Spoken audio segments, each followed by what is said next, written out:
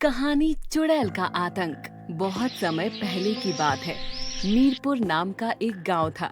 गांव के लोग बहुत ही अच्छे और मिलजुल के रहने वाले थे, मगर कुछ समय से गांव के लोग बहुत ही ज्यादा परेशान थे, क्योंकि रात होते ही उनको उनकी छत पर किसी के चलने का एहसास और पायल खनकने की आवाज आती, मगर डर के मारे किसी की हिम्मत नहीं होती थी कि वो छत पे जाके देखे कि आखिर क्या मामला है। एक दिन मोना और उसके पति मोहन सोए होते हैं।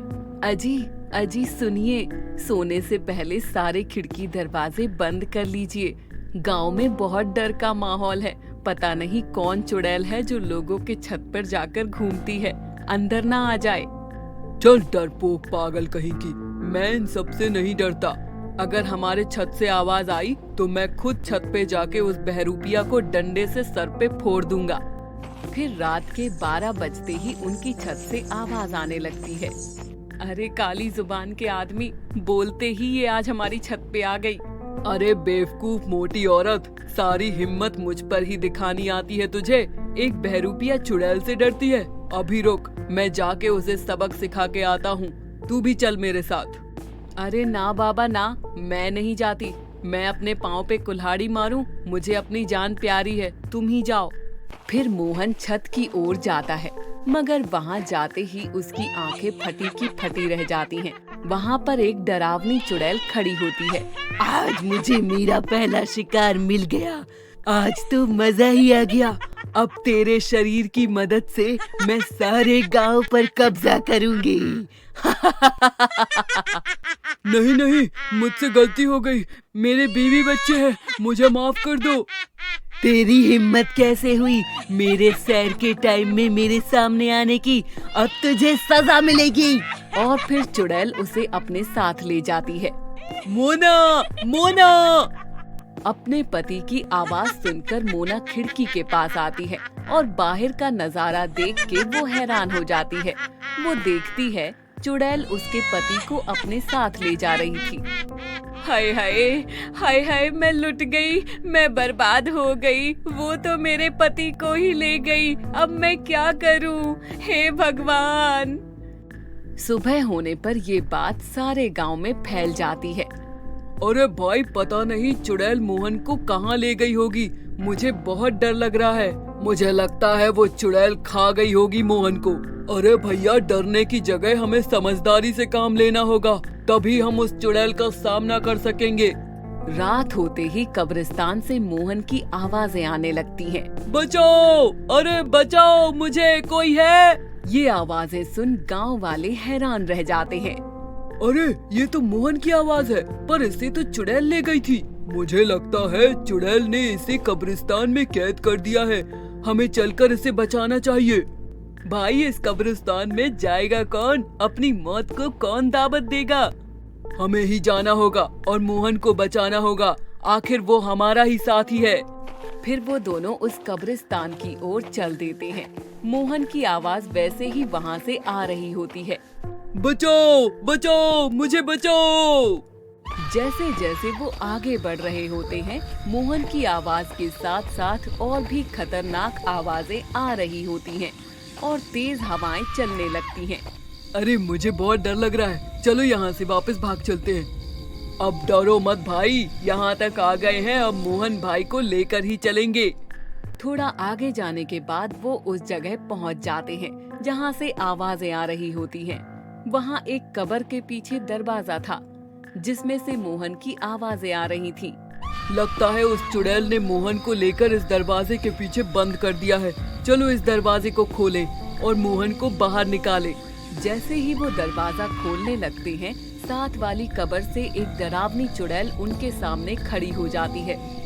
अरे हाय रे, ये क्या बला है? यहाँ से भागो, भागो यहाँ से।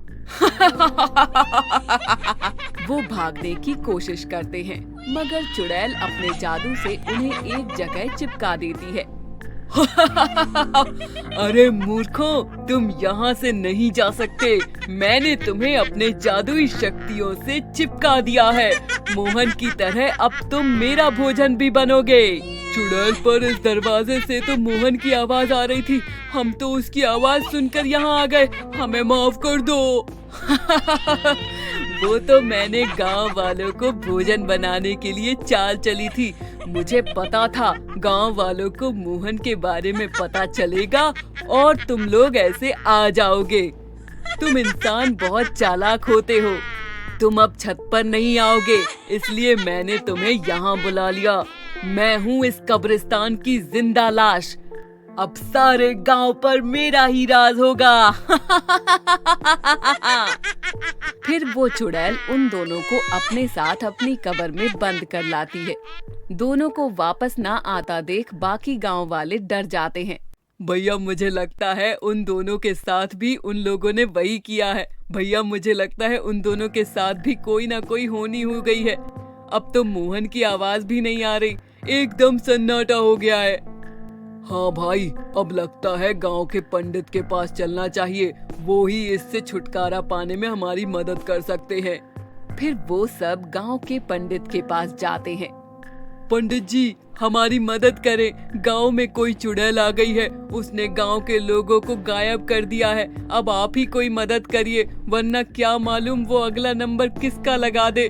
पंडित जी ये सब सुनकर अपनी आंखें बंद करते हैं और अपनी दिव्य दृष्टि से चुड़ैल की हरकतें देख लेते हैं।